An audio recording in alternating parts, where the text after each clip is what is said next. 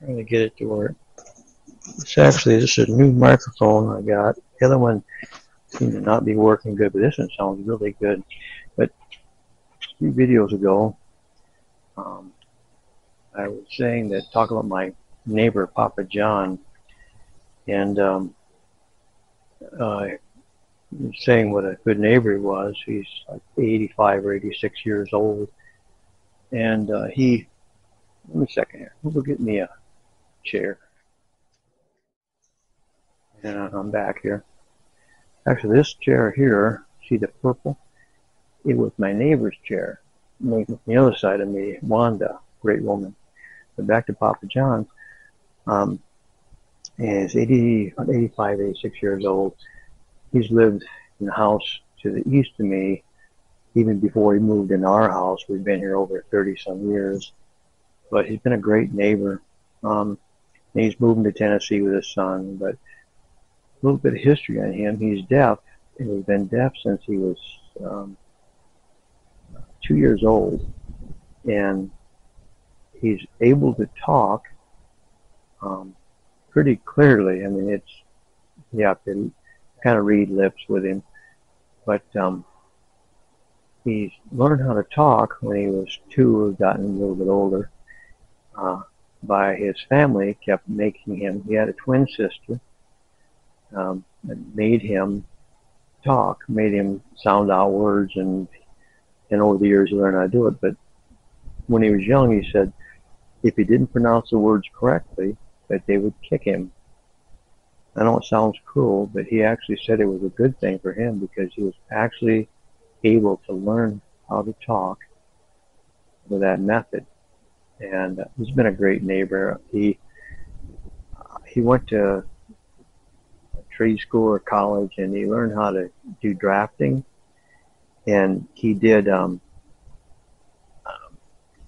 He drew plans up for I don't know if they're prefab houses or whatever they were, but he did that. And then I think he was a mechanic, kind of off and on, but he's a great mechanic.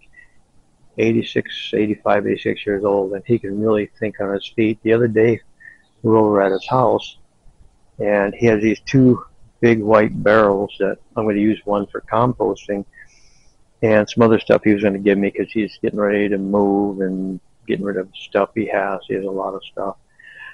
But I was getting ready to roll those over to my house, which is right next door, but I got to go around from the east side to the west side, back through my back gate over there in my backyard.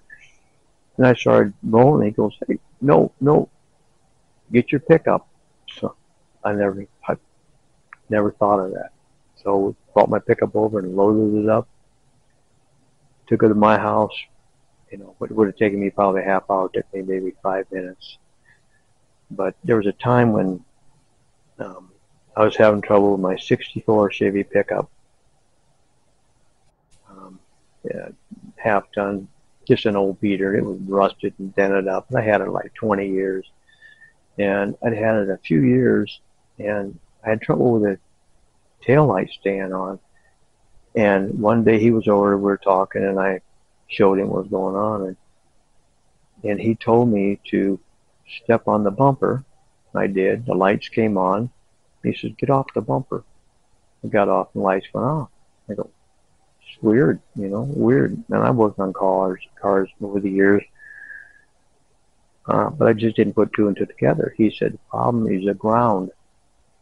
So we got a piece of wire, hooked it to the tail light on the inside, and then put it to a good ground on the frame, because it was grounded to the body. But the problem with that was the body didn't have a good ground from the motor to the frame, from the battery, however they do that. But I put that on there, never had a problem again. And I think it was like 4 or 5 years when that happened. And I had that car for another 15 years, that pickup for another 15 years, and never had a problem with lights or anything. But I'd have a problem with something that he'd come over, and within 5 minutes, he usually had it figured out when I couldn't even figure it out. But great neighbor. Gonna miss him, really. I mean, it's I was lucky that I had him on one side of me, one side of the house, the east house over from me. On the west side, I had Wanda. Wanda's short, and actually her and her husband were two of the first people, first 8 or 10 people that started to rally, or they had the races and they kind of rally kind of built around it. They were called the Jack Pine Gypsies, I think they're called. But I mean, she worked on motorcycles. She helped her husband. He'd raced and stuff.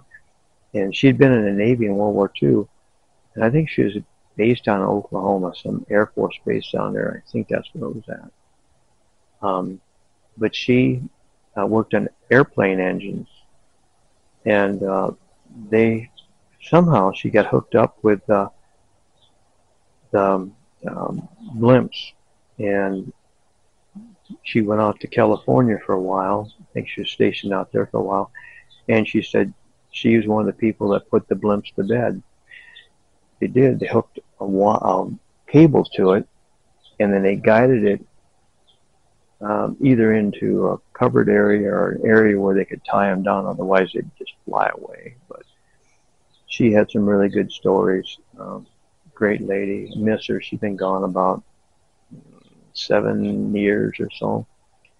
But, well, I guess that's enough for today. Maybe if I come up with some more stories, I'll share them with you.